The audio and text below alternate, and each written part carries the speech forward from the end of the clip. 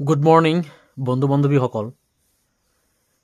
আমি দোকানত যেতিয়া কিবা এটা বস্তু কিনিবলৈ যাওঁ তেতিয়া আমি দোকানীটোক সোধো এইটোৰ দাম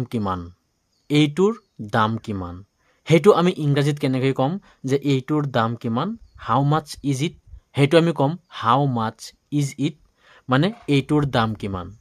তাৰপিছত দোকানীটোৱে নিশ্চয় ক'ব এইটোৰ দাম 500 টকা বা এইটোৰ দাম 1000 টকা বা এইটোৰ দাম 100 টকা, নিশ্চয় ক'ব যে এইটোৰ দাম 300 টকা। যদি দোকানীয়ে ক'লে এইটোৰ দাম 300 টকা, সেইটো আমি ক'ম it is 300 rupees, it is 300 rupees. যদি 400 টকা হয় ইট ইজ 400 ৰুপিজ, যদি 100 টকা হয় ইট ইজ 100 ৰুপিজ। ঠিক আছে। তাৰপিছত তোমাৰ লগত কিমান টকা আছে, যদি আপুনি আপোনাৰ বন্ধু এজনক সোধে যে তোমাৰ লগত কিমান টকা আছে, নিশ্চয় আমি তেনেকৈ সোধো যে তোমাৰ লগত কিমান টকা আছে, সেইটো আমি ক'ম how much money do you have, how much money do you have, তোমাৰ লগত কিমান টকা আছে। মোৰ লগত 100 টকা আছে, বন্ধুজনে ক'লে মোৰ লগত 100 টকা আছে, সেইটো আমি ক'ম আই হেভ 100 ৰুপিজ। মোৰ লগত 500 টকা আছে, আই হেভ 500 ৰুপিজ। মোৰ লগত 1000 টকা আছে, আই হেভ 1000 ৰুপিজ। গতিকে 100ৰ জেগাত সংখ্যাটো বদলাই দিলেই যিমান টকা আছে সিমান টকা লিখি দিব, বাকী ইংৰাজী ঠিকেই থাকিব। তাৰপিছত গুৱাহাটী যাবলৈ কিমান টকা লাগে, আমি নিশ্চয়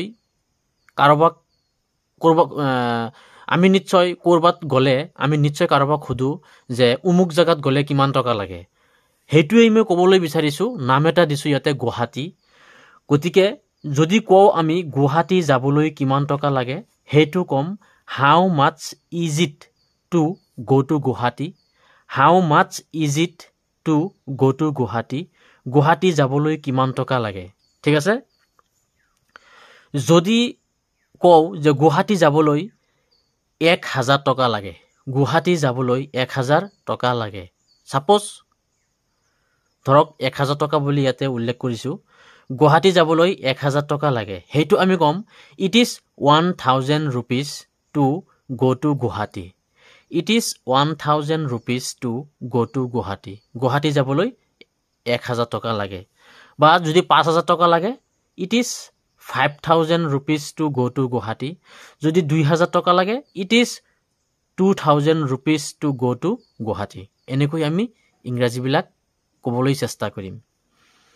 তাৰপিছত দিল্লী যাবলৈ কিমান টকা লাগে, দিল্লী যাবলৈ কিমান টকা লাগে, সেইটো আমি ক'ম how much is it to go' to Delhi, how much is it to go' to Delhi. গতিকে আপুনি যোনটো জেগাত যাব সেইটো জেগাৰ নামটো খালি উল্লেখ কৰি দিব, বাকী ইংৰাজীখিনি ঠিকেই থাকিব।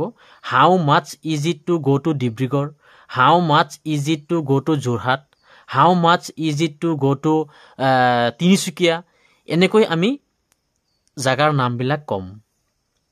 তাৰপিছত দিল্লী যাবলৈ 5000 টকা লাগে, ছাপ'জ 5000 ধৰক, দিল্লী যাবলৈ 5000 টকা লাগে, সেইটো আমি ক'ম it is 5000 rupees to go' to Delhi, it is 5000 rupees to go' to Delhi.